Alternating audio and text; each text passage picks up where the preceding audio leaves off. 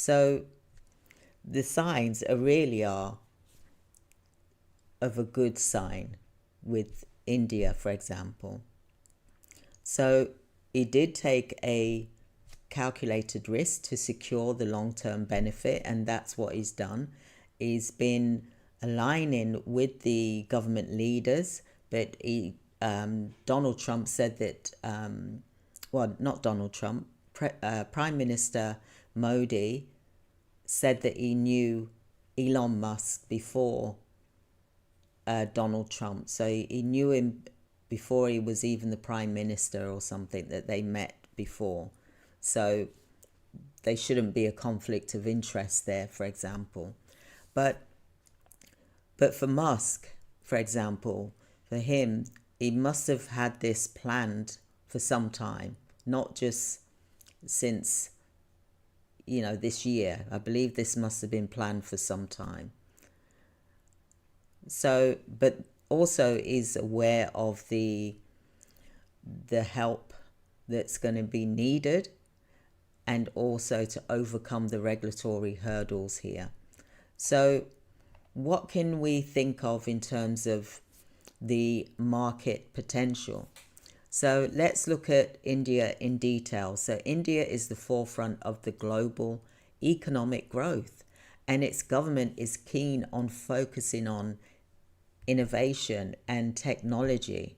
So this makes it really fertile ground for companies like Tesla, for example, and SpaceX to secure major contracts, for example. So look at the renewable energy and the EVs, for example.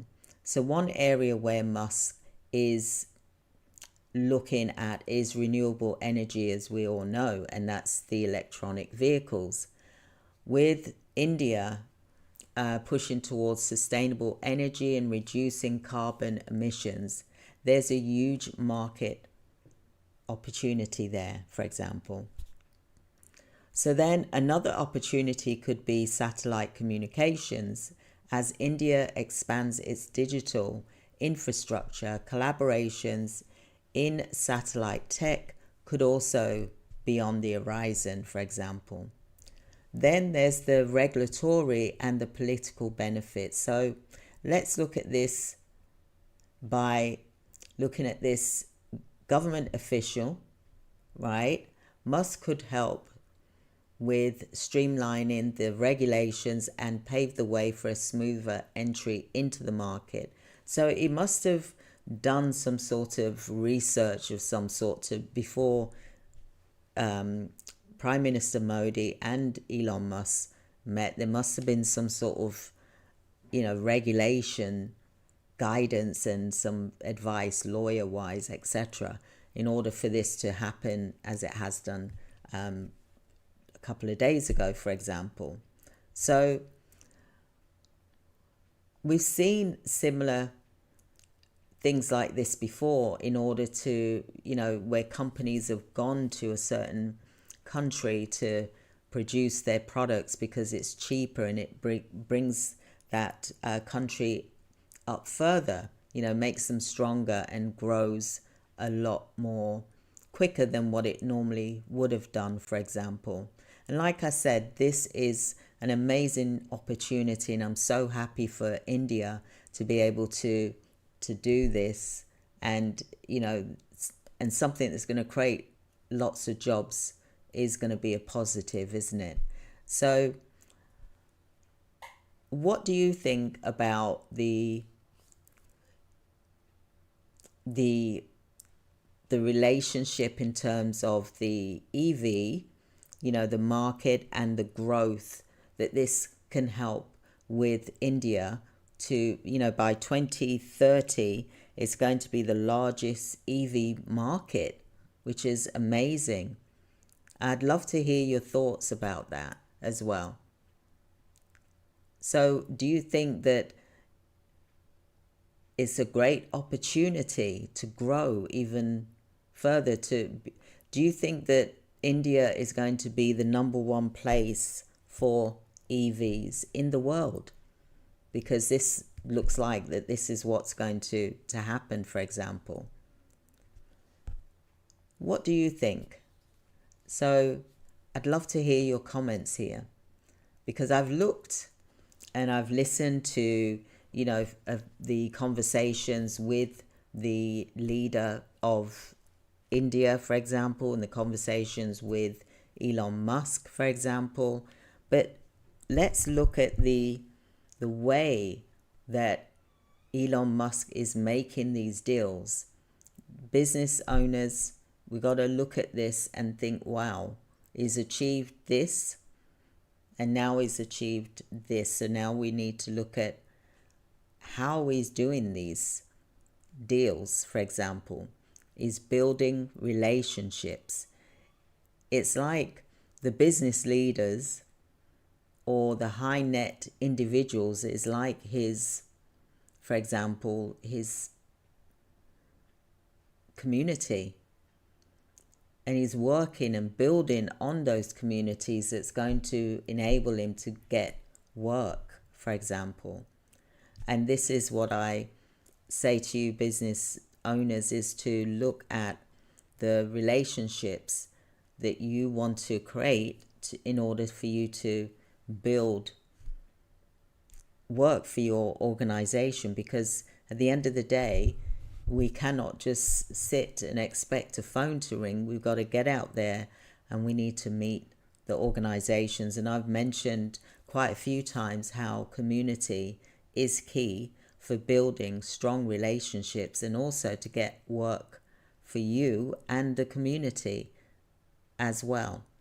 I'd love to know what your comments are, for example, because this is something that is so powerful. I mean, you can even, for example, you can see that there's such growth that's going to happen here that it is going to be phenomenal. So, like I said, this integration, it leverages, and there is an article out about this as well. And I'll put the link here in the chat, for example. So the article, it talks about the arrangement, for example, and it talks about the international business leaders and the political figures often have overlapping networks. So they have interactions with each other, for example. It's common, and it's in the realm of international business and government contracting. So let's look at what the positives are here, for example. So I'll just go into this for a moment. So building a high net worth community for contracts is key here. You've got to really start by engaging with industry leaders, influencers. I mentioned this earlier in the video when I talked about how to approach organizations. I've got the community video. But what action steps are you taking right now, for example, in your business to build strong relationships like Elon Musk's strategy that he's using? Are you going to start adapting this? Because it's not about that you go for the higher contract straight away. It's about you looking at starting off smaller, going into your community, seeing what is needed. It's so important. My father, Marcus, taught me about community when I was a very young girl. He taught me about going in, meeting community. He used to say whenever we'd go somewhere, don't just sit there and be quiet in the corner. Go and introduce yourself and talk to people. So you become one in a room, for example. And I believe that this is what Elon Musk is doing. Is not just, when he goes in a room, he's not just sitting quietly. And I believe he's going straight for what he needs to discuss and just getting on with business in that way. And we need to start looking at his methodology for getting contracts.